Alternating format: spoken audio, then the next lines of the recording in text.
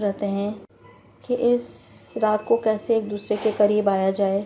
لڑکیاں آپ کو پتہ ہے کہ شرمیلی ہوتی ہیں، وہ ایسی باتیں کسی سے نہیں کر پاتی ہیں، اور لڑکے تھوڑے سے نڈر اور بے باک ہوتے ہیں، لیکن پھر بھی انہیں ان سوالوں کا بھرپور جواب نہیں مل پاتا، کیونکہ وہ رات زندگی کی ایک اہم ترین رات ہوتی ہے جس میں اپنے شریک سفر کا اعتماد بھی جیتنا ہوتا ہے اور اپنے آپ کو منوانا بھی ہوتا ہے۔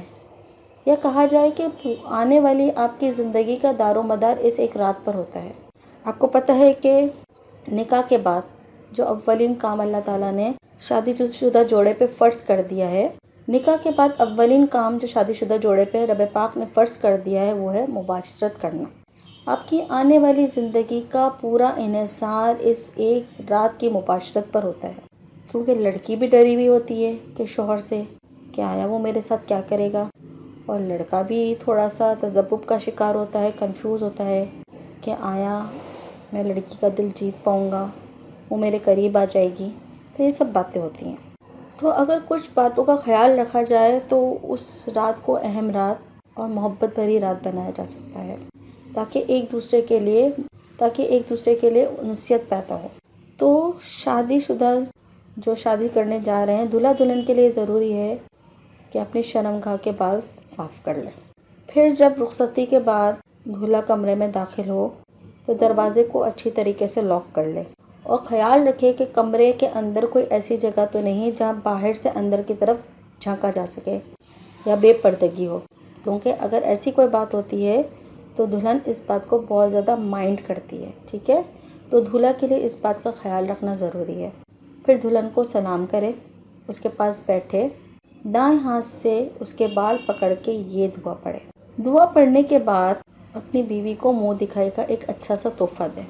یاد رکھیے گا کہ منہ دکھائی کا تحفہ جو ہے اس کے لیے دلہن کے دل میں ایک الگ ہی ارمان ہوتے ہیں، تو اس کو ایک اچھا سا تحفہ دیں، اس کی خوب تعریف کریں، اس سے پیار بھری باتیں کریں، اس کی تعلیم کے بارے میں، اس کی ہابیز کے بارے میں، اس کے خاندان کے بارے میں باتیں کریں، تاکہ وہ آپ سے اس کا دل لگ جائے۔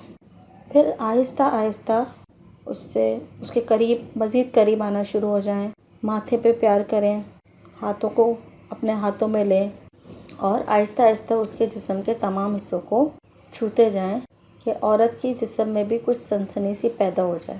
جب آپ کو لگے کہ اس کے جسم میں بھی کچھ سنسنی سی پیدا ہو گئی ہے تو پھر اپنے آپ کو اور اسے بے لباس کر دیں اور کمرے کی لائٹ بند کر دیں۔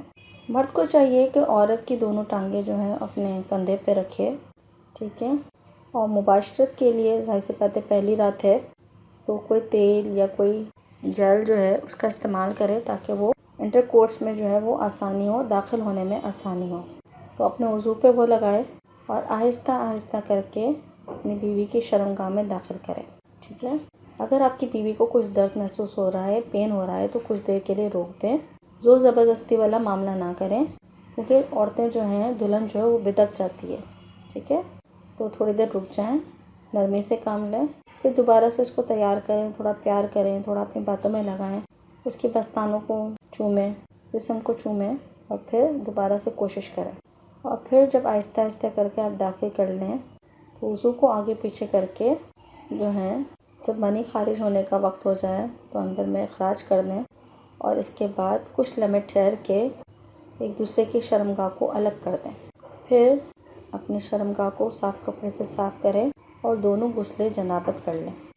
اگر دوبارہ ہم بستری کا ارادہ ہے تو اپنے خاص اعضاء کو دھونے کے بعد وضو کا اہتمام کر لیں۔ ایک رات میں ایک سے زائد مرتبہ بھی ہم بستری کی جا سکتی ہے، کوئی مسئلہ نہیں ہے۔ یہ خیال کہ شادی کی رات کو 3 بار ہم بستری کرے گا شوہر یا 4 بار کرے گا، ایسا کچھ نہیں ہے۔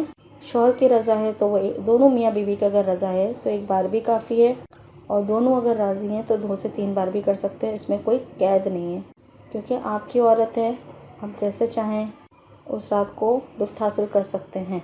لیکن اگر بیوی تکلیف میں ہے اور اسے درد ہو رہا ہے تو پھر اس رات خیال کر لیں، کیونکہ آنے والی زندگی پھر آپ کی ہے۔ جزاک اللہ۔